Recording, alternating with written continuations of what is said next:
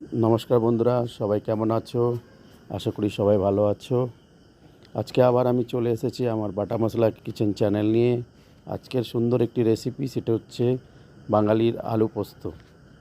দেখো কী কী নিয়ে নিয়েছি আমি। এখানে নিয়েছি আলু, টমেটো, পেঁয়াজ, কাঁচা লঙ্কা, কালো জিরে, পোস্ত। এগুলো সব কিছু কোয়ান্টিটি আমি নিচে লিখেই দিয়েছি ভিডিওতে, সবাই ফলো করে নিও। এখানে শুদ্ধ পোস্তটা আমি প্রথমে পাউডার মতো বানিয়ে নেব। তারপরে তার মধ্যে আমি 3টে কাঁচা লঙ্কা আর একটু জল দিয়ে আবার পেস্ট করব। এটি লিকুইড ফর্মে হয়ে যাবে।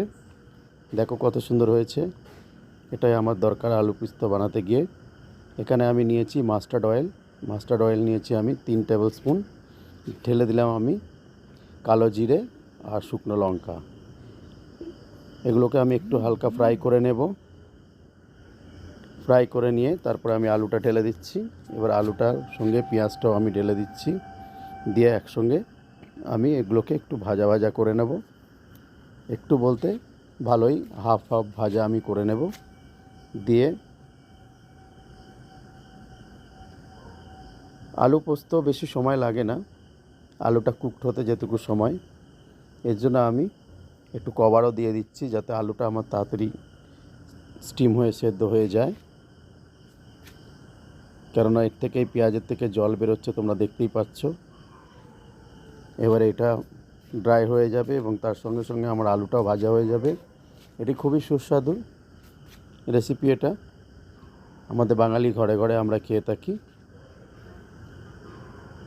তবুও আমি এই রেসিপিটা তৈরি করেছি এই জন্য, কেননা আমি সবসময় তেল মশলা সবাইকেই বলি তেল মশলাটা আমি একটু কম ইউজ করি, কিন্তু তাতেও যে সুন্দর খাবার তৈরি হতে পারে সেটার জন্য আমার এই রেসিপিটা দেওয়া।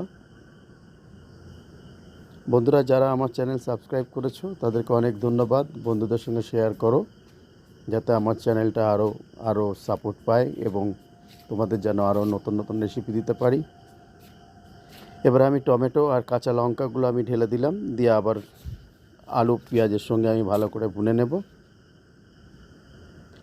বন্ধুরা, আগে আগে আরও নতুন নতুন ভালো ভালো রেসিপি আমি রেডি করছি, তোমরা এক এক করে সব পাবে।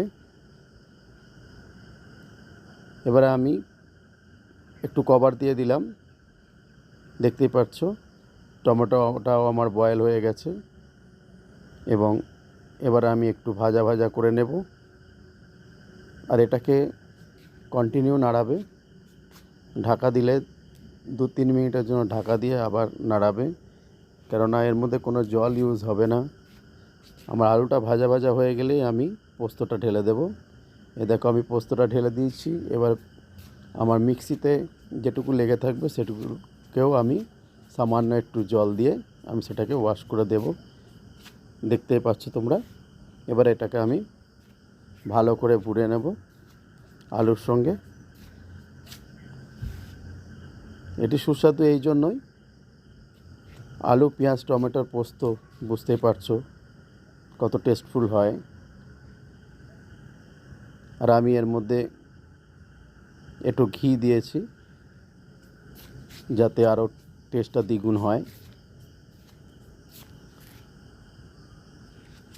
আজকের এই ছোট্ট রেসিপিটা কেমন হয়েছে তোমরা সবাই আমাকে জানিও,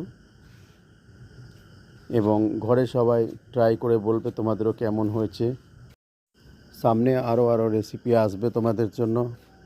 আইসক্রিম থেকে চালু করে আচার থেকে চালু করে কেক সবই আসবে। তোমরা শুধু আমার সঙ্গে থাকো, সাপোর্ট করে যাও। আমি আরও রেসিপি আমি তোমাদের জন্য তৈরি করব।